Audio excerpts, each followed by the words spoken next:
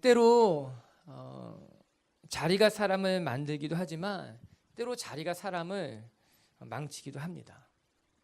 기회가 주어져서 어떤 자리에 가게 되면 정말 참 잘하는 사람들이 있습니다. 지금까지 재능이 숨겨져 있다가 좋은 기회를 맞이하게 돼서 성실하게 그 자리를 잘 지키며 해나가는 사람들이 있습니다.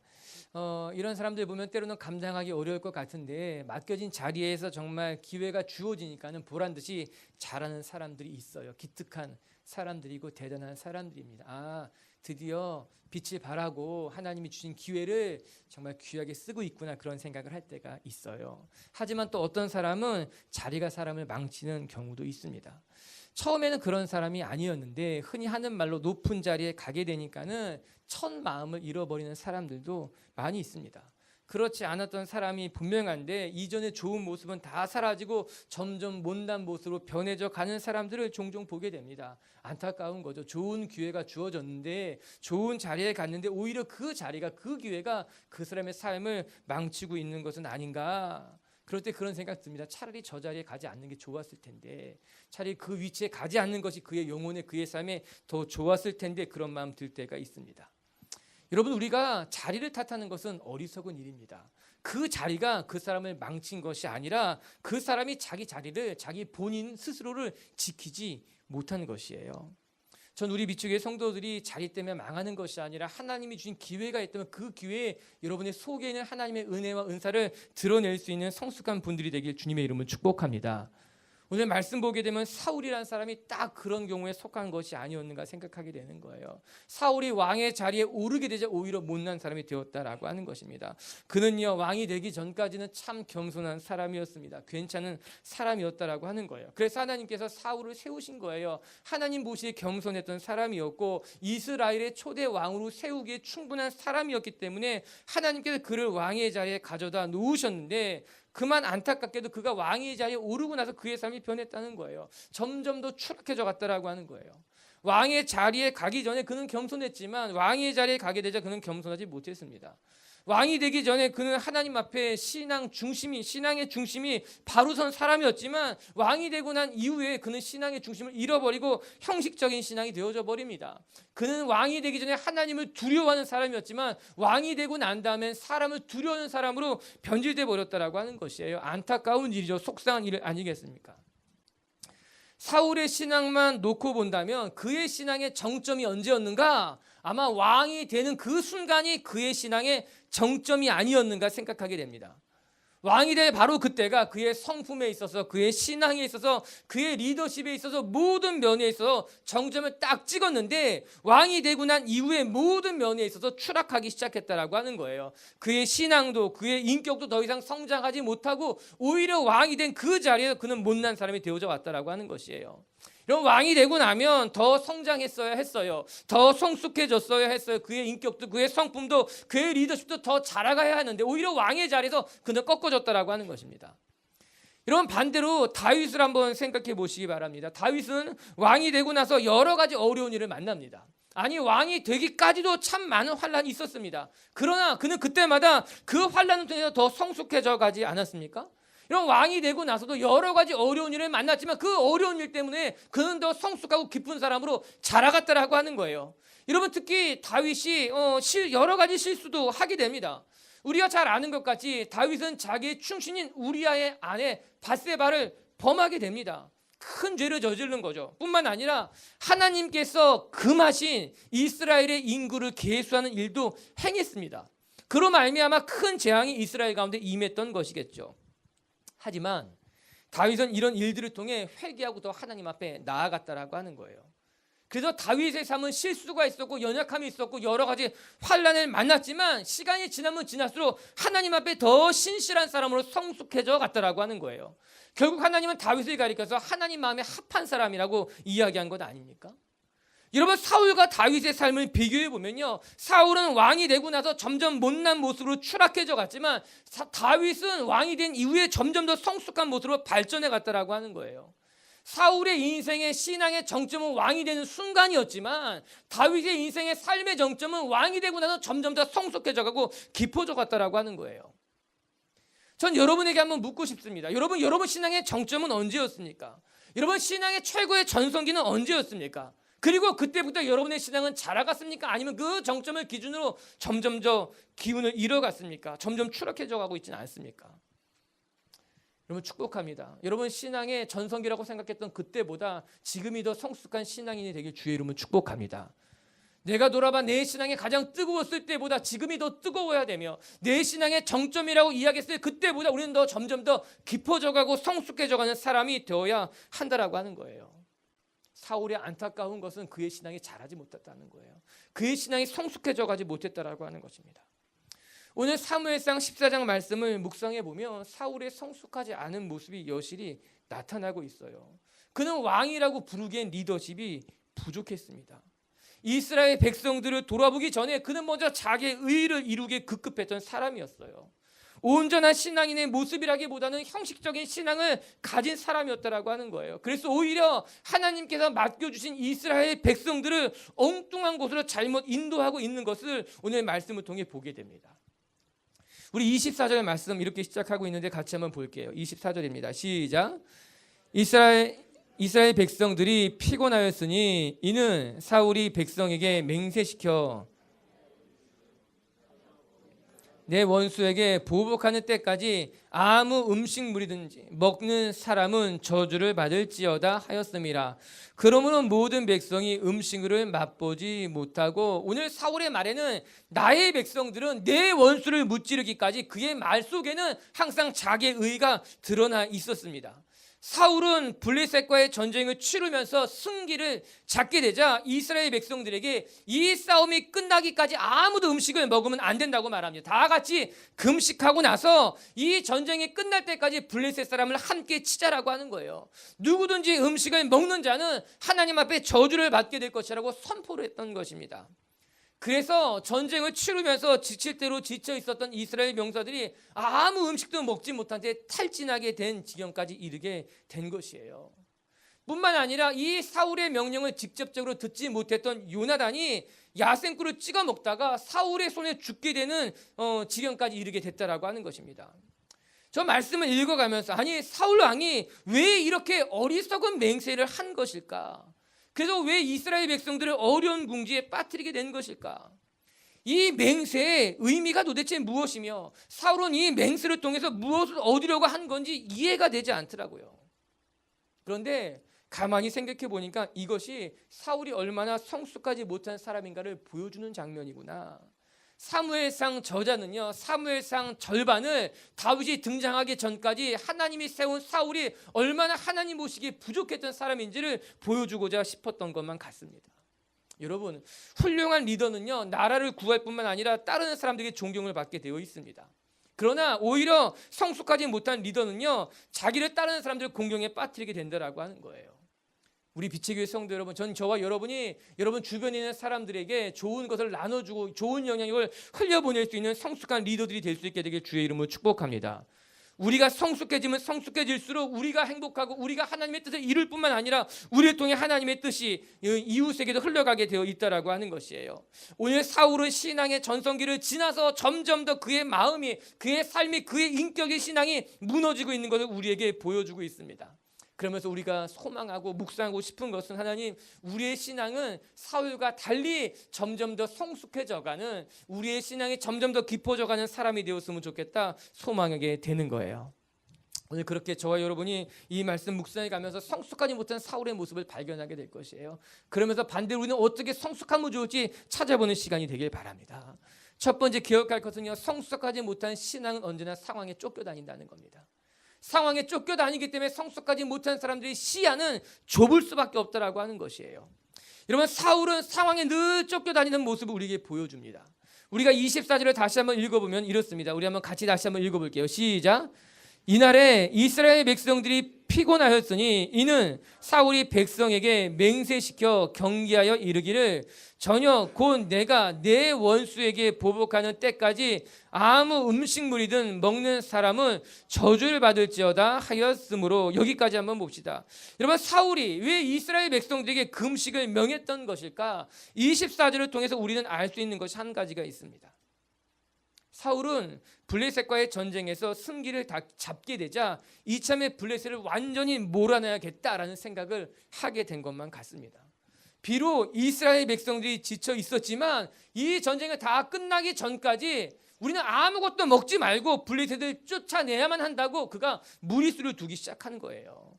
이 기세를 몰아 전쟁을 치러야지만 승리할 수 있다는 생각에 백성들이 지쳐 있었음에도 불구하고 무리수를 둔 것 아니겠습니까? 그런데 한번 생각해 보면 정말 이렇게 무리수를 둔 것이 이스라엘 백성이 승리하기는데 큰 어떤 성과를 내는데 도움이 되었을까? 사실은 그렇지 않았다는 거예요. 오늘 요나단이 그것을 분명하게 이렇게 이야기해 주고 있어요. 30절에 보면요, 이런 말씀이 나와요. 하물며 백성이 오늘 그 대적에게 탈취하여 얻은 것을 임의로 먹었더라면 블레셋 사람을 사륙함이 더욱 많지 않았겠느냐. 만약에 지친 이스라엘 백성들이 음식을 먹어가면서 적들과 싸웠더라면 더 큰 승리를 얻었을 것이 분명하다는 말입니다. 요나단은요, 직접 전쟁에 나가 싸운 용사였기 때문에 그는 어떻게 하는 것이 더 나은지 누구보다도 정확하게 분별할 수 있었던 사람이었어요. 그의 생각에 우리가 먹지 않는 것이 아니라 더 잘 먹어서 힘을 내서 싸웠더라면 더 좋은 결과를 얻어낼 수 있었을 것인데, 여러분, 사실 전쟁에서 군량미는요, 그 무엇보다 중요한 것입니다. 때로는 무기보다 군량미, 즉 식량이 더 중요할 때가 있다고 합니다. 그래서 전쟁에 나가면 반드시 군량미를 충분히 챙겨가는 것이에요. 그리고 군량미가 준비되지 못했거나 떨어졌을 때는요, 적군의 가축과 식량도 빼앗아서라도 군인들을 먹여야 된다라고 하는 거예요. 그 정석이라고 하는 거예요, 전쟁에. 그렇다면 사울은 이렇게 당연한 사실을 망각한 채 왜 이스라엘 백성들에게 아무것도 먹지 말고 끝까지 싸워야 한다고 고집하는 것일까요? 이유는 단 하나입니다. 사울이 승리에 너무 집착한 나머지 주변에 아무것도 볼 수 없었다라고 하는 것이에요. 그 주변 상황에 쫓겨서 승리에만 집착했기 때문에 성숙하지 못한 판단을 내리게 됐다라고 하는 것입니다. 그것이 안타까운 것이에요. 여러분, 사울의 눈에는요, 이스라엘 백성들의 지친 모습은 전혀 보이지 않았던 것입니다. 대신 함께 싸우러 나간 동료들의 지친 모습은 보이지 않고 대신 도망가는 블레셋 사람들만 보였기 때문에 사울이 어리석은 판단을 내릴 수밖에 없었던 것입니다. 여러분, 성숙한 사람과 미성숙한 사람의 가장 큰 차이점은 무엇인가? 그의 시야가 좁은가 넓은가의 차이가 있다라고 하는 거예요. 성숙한 사람들은 더 넓은 시야를 갖고 있다라고 하는 거예요. 그래서 지금 나의 상황만 보는 것이 아니라 주변을 볼 수 있다는 거예요. 내 일에만 집중하는 것이 아니라 내 주변의 형편도 살펴볼 줄 아는 사람들이 성숙한 사람이 갖고 있는 특징이라고 하는 것입니다.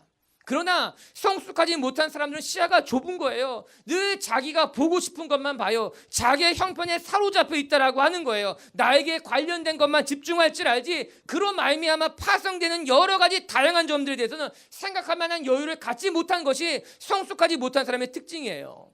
그래서 이렇게 시야가 좁은 사람들은요, 본인은 잘 될 줄 모르지만요, 옆에 사람들이 상처받는다는 거예요. 자신은 성공할지 모르지만요, 그 성공이 오히려 다른 여러 사람들의 마음을 힘들게 하는 것을 종종 보게 되는 것 아닙니까? 그것이 성숙한 사람과 성숙하지 못한 사람의 차이점인 거예요. 성숙한 사람들의 성공에는요, 미성숙한 사람의 성공과 큰 차이가 있게 됩니다. 전 여러분의 성공이 주변 사람들에게도 성공이 되길 주님의 이름으로 축복합니다. 여러분의 인생에 하나님 주신 형통이 여러분 삶에만의 형통이 아니라 우리가 더 넓은 시야를 갖게 되면, 우리가 더 성숙해지면 하나님이 나에게 허락하신 형통이 나의 형통이 아니라 이웃의 형통이 된다는 거죠. 하나님께서 나에게 흘려주신 복이 나에게 머무는 것이 아니라 이웃에게까지 흘러가게 되어 있다라고 하는 것입니다. 그러나 우리가 성숙하지 못할 때, 우리의 시야가 좁아지게 될 때 항상 나에게 고여있게 되는 거예요. 항상 모든 것이 나에게 집중되어져 있다라고 하는 것입니다. 오늘 사울은 그의 시야가 좁습니다.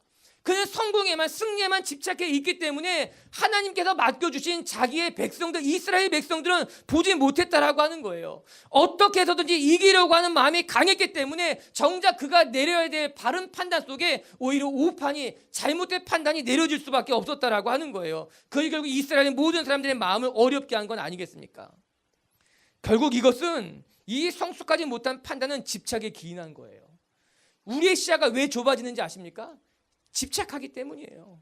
성공에 집착하고 내가 갖고자 하는 것에 집착하고 내가 이루고자 하는 것에 집착하기 때문에 그때부터 하나님의 뜻이 보이지 않는 거예요. 하나님의 말씀이 들려오지 않는 거예요. 주변의 사람들이 좋은 것을 충고해도 그것이 내 마음에 닿지 않는다라고 하는 거예요. 결국 상황에 쫓기다가 망하게 되는 거죠. 실수하게 되고 넘어지게 되는 것 아닙니까? 우리 빛의 성도 여러분, 하나님의 사랑으로서 저와 여러분의 시야가 넓어지게 되길 바랍니다. 주변을 볼 줄 아는 눈을 가지게 되길 바랍니다. 그러면 어떻게 하면 우리의 시야가 넓어집니까? 어떻게 하면 우리가 더 성숙한 판단을 내릴 수 있겠습니까? 저는 그 해답이 잠언 3장에 있다고 생각합니다. 잠언 3장 5절과 6절에 이런 말씀이 있어요. 우리 다 한번 큰 목소리로 읽어볼게요. 시작. 내 명철을 의지하지 말라. 너는 범사의 그를 인정하라. 그리하면 내 길을 지도하시리라. 너는 마음을 다해서 여호와를 신뢰하고 너의 명철을 의지하지 말라는 거예요. 너의 판단을, 너의 계획을, 너의 생각을 의지하지 말고 오히려 범사의 하나님을 인정하면 하나님이 너의 길을 인도하신다고 합니다. 우리의 시야가 좁을 수 있지만, 우리는 때로 미련하고 어리석지만 우리가 하나님을 인정하고 하나님을 신뢰하면 하나님이 미련한 우리의 인생의 지혜가 되신다는 거예요. 우리의 시야가 좁아도 하나님이 더 넓은 것을 볼 수 있게 만들어 간다라고 하는 거예요. 이것이 하나님을 신뢰하고 믿고 따라가는 사람들의 삶이라고 하는 거예요. 우리가 범사에 하나님을 인정하면 하나님은 우리의 삶을 인도하실 거예요. 우리의 시야가 좁더라도 하나님은 더 넓은 것을 볼 수 있게 우리를 인도해 가신다라고 하는 것입니다. 할렐루야. 사랑하는 성도 여러분, 성숙한 사람은요, 상황에 쫓기지 않습니다. 항상 주변을 돌아볼 줄 아는 여유를 갖게 됩니다. 더 넓은 시야를 갖기 때문에 그 시야 속에서 하나님의 뜻도 하나님의 말씀도 발견할 수 있게 된다라고 하는 것이죠. 저와 여러분의 신앙이, 우리의 삶이 그렇게 점점 더 성장해 가서 더 넓은 시야를, 성숙한 결정과 판단을 내릴 줄 아는 하나님의 백성들이 되길 주의 이름으로 축복합니다. 두 번째, 오늘 말씀을 통해 또 하나 배울 수 있는 것은 성숙하지 못한 신앙의 두 번째 특징은 언제나 형식적인 신앙으로 변질되기 쉽다는 거예요. 오늘 사울은 왜 이스라엘 전군에 금식을 선포한 것일까? 대부분의 학자들은 이렇게 이야기합니다. 당시 문화에서 종종 전쟁을 승리로 이끌기 위해 종교적인 다짐을 했다는 거예요. 일종의 서원하고도 비슷한 것이죠. 그래서 이 전쟁에 이기기 위해서 때로는 어떤 성행위를 절제하기도 했고 잠을 줄이기도 했으며 또한 희생제사를 드리는 것 등이 행해졌다라고 합니다. 그리고 아마 사울이 그 당시 블레셋과의 전쟁에서 금식을 선포한 것은 일종의 종교적인 행위가 아니었냐 말하는 학자들이 많다라고 하는 거예요. 즉 하나님 앞에 자신의 헌신을 증표로 보이기 위해서 금식을 내세웠고, 이 금식에는 이 전쟁에서 반드시 이기게 해달라고 하는 사울의 염원이 담겨져 있었다라고 하는 것입니다. 일종의 자기의 의를 드러내면서 하나님 안에 도우심을 바라는 금식이었다라고 하는 거죠. 여러분, 우리도 종종 이럴 때가 있잖아요. 내가 이렇게 헌신하면 하나님께서 내게 응답하실 거야. 또 내가 금식 기도라도 해서 간절히 하나님 앞에 매달린다면 하나님이 응답하시지 않을까라고 우리가 그렇게 생각할 때가 있잖아요. 물론 이런 간절함이 잘못된 것은 아니라고 저는 생각하게 됩니다. 여러분, 신앙에는 간절함이 필요합니다. 그리고 그렇게 간절히 하나님 앞에 나아갈 때 우리는 하나님의 응답을 경험하기도 하며 하나님의 돌보심을 맛보기도 합니다. 하지만 자칫 잘못하게 되면은 자기의 의를 드러내는 그릇된 신앙으로 이 간절함이 변질될 수도 있다라고 하는 거예요. 간절함은 중요하지만 그 간절함에 자칫 잘못하게 되면 자기의 의가 드러날 수 있다라고 하는 것입니다. 오늘 하나님은 이스라엘 백성을 승리하게 하시기로 결정했습니다. 하나님께서 이스라엘에게 승리를 주셨다라고 하는 거예요. 그래서 하나님께서 이 블레셋과의 전쟁에서 승리를 주시기로 결정하셨다면 이스라엘이 금식을 하건 안 하건 그거는 중요한 문제가 되지 않습니다. 이스라엘이 금식을 했다고 해서 이스라엘에게 승리를 주고, 이스라엘이 금식을 안 했다고 해서 하나님이 그 뜻을 돌이켜서 패하게 하실 분은 절대로 아니라고 하는 것이죠. 그러나 사울은 이 하나님을 제대로 이해하지 못했던 것 같아요. 사울의 마음이 달랐다라고 하는 거예요. 사울은 하나님 앞에 자신의 헌신의 의를 드러내고 싶었던 거예요. 그 증표로 그는 이스라엘 전군의 금식을 선포하며 어느 누구도 먹지 말고 우리가 하나님 앞에 나아가자고 이야기한 것 아닙니까? 사랑하는 빛의 교회 성도 여러분, 성숙하지 못한 신앙을 가진 사람의 이 특징 중에 하나, 바로 이 형식적인 신앙이라고 하는 거예요. 눈에 보이고자 하는 신앙인 거죠. 드러내고 싶은 신앙이라고 하는 거예요. 뭔가 내 안에 중심보다는 더 바깥으로 많은 것을 보이고자 하는 이 형식적인 신앙이 우리를 걸려 넘어뜨리게 할 수 있다고 하는 거예요.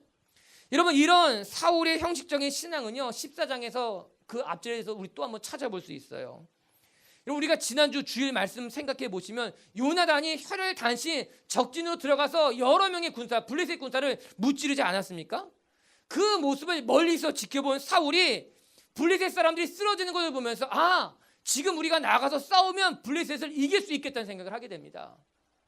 이것이 하나님이 주신 기회가 아닌가라는 생각을 하고서는 급히 법궤를 가져오게 합니다.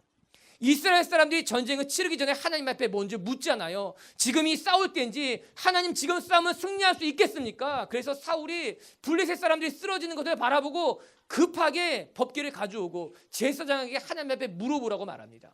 그게 사무엘상 14장 18절에서 20절까지 나와요. 우리 한번 같이 읽어볼게요. 시작. 사울이 아히야에게 이르되 하나님의 궤를 이리로 가져오라 하니 그때 하나님의 궤가 이스라엘 자손과 함께 있음이니라. 사울이 제사장에게 말할 때에 블레셋 사람들의 진영의 소동이 점점 더한지라. 사울이 제사장에 이르되 내 손을 거두라 하고 사울과 그와 함께한 모든 백성이 모여 전장에 가서 본즉 블레셋 사람들이 각각 칼로 자기의 동물을 침으로 크게 혼란하였더라. 이게 무슨 말입니까? 블레셋 사람들이 쓰러지는 것을 보고 사울이 찬스라고 생각해서 법궤를 가져오라고 한 겁니다. 우리 하나님 앞에 기도하고 이거 하나님의 뜻인지 물어보자라고 한 거예요. 그런데 블레셋 사람들이 막 하나둘씩 죽어가니까는요, 하나님 앞에 묻기보다는 지금이 기회라고 해서 제사장에게 손을 거두라고 말합니다. 지금은 오히려 하나님 앞에 묻기보다는 나가서 싸우겠다라고 하는 거예요.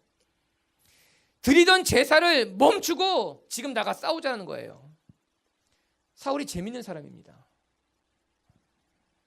전쟁에 나가기 앞서서 하나님의 뜻을 물어보자고 법궤를 가져오라고 말했지만 상황이 급하게 돌아가니까, 또 우리가 이길 것 같으니까는 제사를 멈추라고 말합니다. 제사하지 말고 당장 나가서 싸우자라고 하는 거예요. 원칙이 없는 사람이죠. 정말 신앙을 가진 사람인가 물어볼 수밖에 없다라고 하는 거예요. 사울의 신앙은 형식적인 신앙이었던 것만 같습니다. 평상시에는 하나님의 뜻을 찾고 믿음이 있는 것 같았지만 상황이 급하게 돌아가니까 하나님의 뜻이 중요하지 않았던 겁니다. 굳이 하나님의 뜻을 물어보기보다는 일단 이 상황부터 넘겨야 된다고 생각했던 것이 사울의 신앙이었던 거예요. 여러분, 성숙한 사람일수록 신앙의 원칙을 중요하게 여깁니다.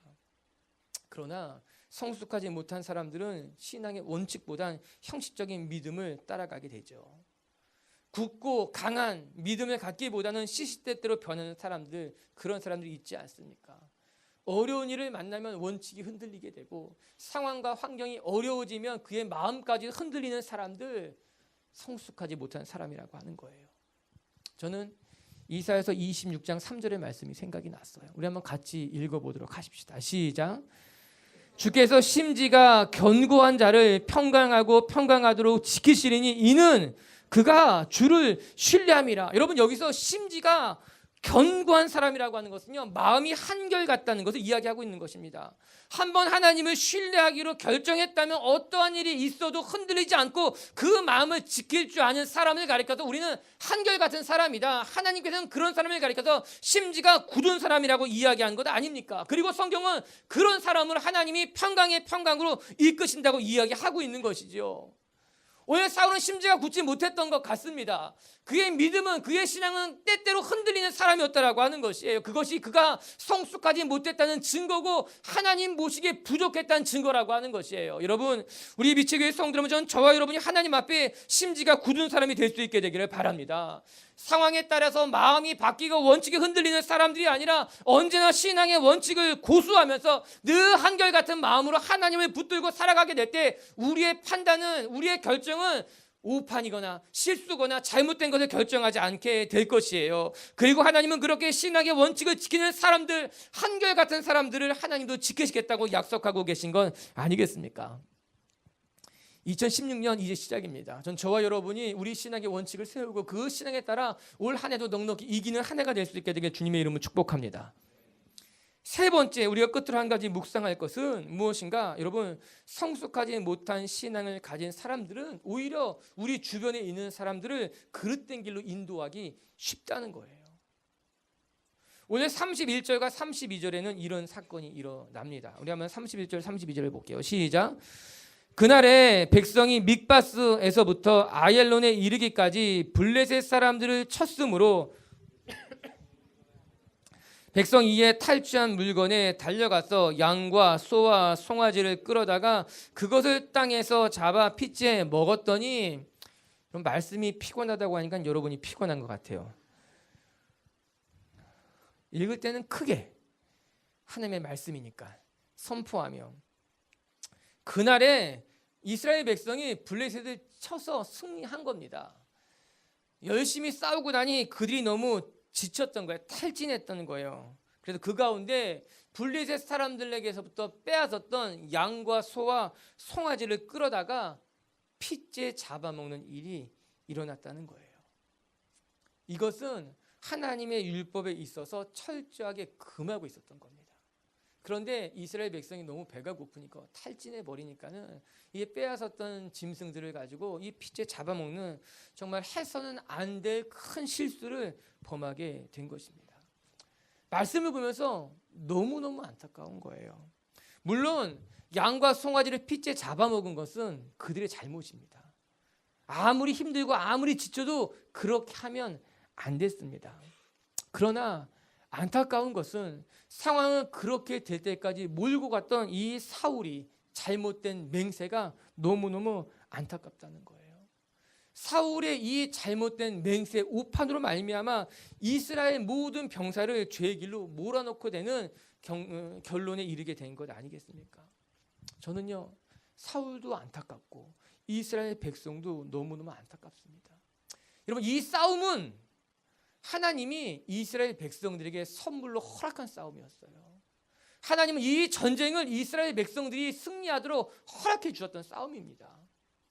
여러분, 사무엘상 14장 23절에는 이런 말씀이 나와 있거든요. 제가 읽어드릴게요. 여호와께서 그날에 이스라엘을 구원하심으로 전쟁의 베다인을 지나갔다라고 하는 거예요. 즉 하나님이 이 전쟁을 승리하게 하신 겁니다. 이 전쟁은 이스라엘이 부족하고 이스라엘이 약하다 하더라도 하나님이 이스라엘 백성에게 허락하신 선물로 주신 승리였다라고 하는 거예요.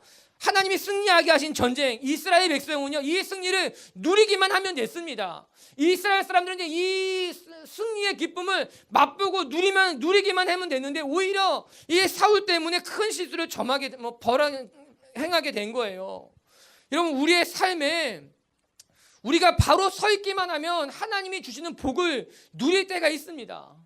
우리가 깨어 있기만 하면요, 하나님이 우리의 삶에 허락하신 복들이 있다라고 하는 거예요. 우리의 삶을 승리하게 하실 때가 있습니다. 하나님이 우리의 삶을 형통하게 하실 때가 있다라고 하는 거예요. 그럴 때 우리는요, 그냥 그 자리에 있으면 돼요. 형통의 자리에 있으면 되는 거예요. 하나님이 승리하게 하시는 것이기 때문에 우리가 애쓰고 수고할 것이 아니라 하나님이 주신 그 축복을 누리면 된다라고 하는 것이죠. 우리가 깨어 있기만 하면 되는 거예요. 하나님의 말씀을 듣기만 하면 된다라고 하는 거예요. 그런데 문제는 우리가 깨어 있지 못하기 때문에 하나님이 주신 승리를 맛보지 못하는 거예요. 우리가 깨어있지 못하기 때문에 하나님의 허락하신 이 축복의 선물을 우리가 경험하지 못하게 된다는 거죠. 오늘 이스라엘 백성이 그랬던 겁니다. 그 싸움은 하나님이 주신 선물이었어요. 그냥 하나님 말씀에 순종하기만 해도 이길 수 있었던 것인데 이 사울의 잘못된 결론이 오히려 그 전쟁에 이스라엘 백성이 큰 죄를 범하게 했다라고 하는 겁니다. 저 예수님의 말씀이 생각났어요. 여러분, 예수님이 바리새인에게 뭐라고 말씀하신지 아십니까? 마태복음 15장 14절에 보면요, 그냥 두어라, 저희는 소경이 되어 소경을 인도하는 자로다. 바리새인을 말하는 거예요. 만일 소경이 소경을 인도하면 둘이 다 구덩이에 빠지게 될 것이다. 여러분, 소경은 소경을 인도할 수 없습니다. 자기도 앞을 보지 못하는데 누구를 인도할 수 있겠습니까? 여러분, 우리가 성숙하지 못하면 우리는 누구도 인도할 수 없습니다. 우리가 말씀에 깨어있지 못하면 우리는 하나님의 말씀을 전할 수도 없다라고 하는 거예요. 그래서 우리는 깨어있어야 되는 거예요. 우리는 깨어있는 사람들과 함께해야 된다라고 하는 거예요. 우리가 깨어 있다면, 우리가 하나님의 말씀을 듣고 그 말씀을 분별할 줄 안다면 우리는 우리 주변의 사람들에게, 우리 가족들에게 내가 있는 자리에 좋은 영향력을 흘려보낼 수 있는 사람이 되는 거죠. 그러나 반대로 우리가 깨어있지 못하면 실수하게 되는 거예요. 오히려 우리 주변에 있는 사람들의 어려운 코너로 몰아넣을 수 있게 된다라고 하는 것입니다.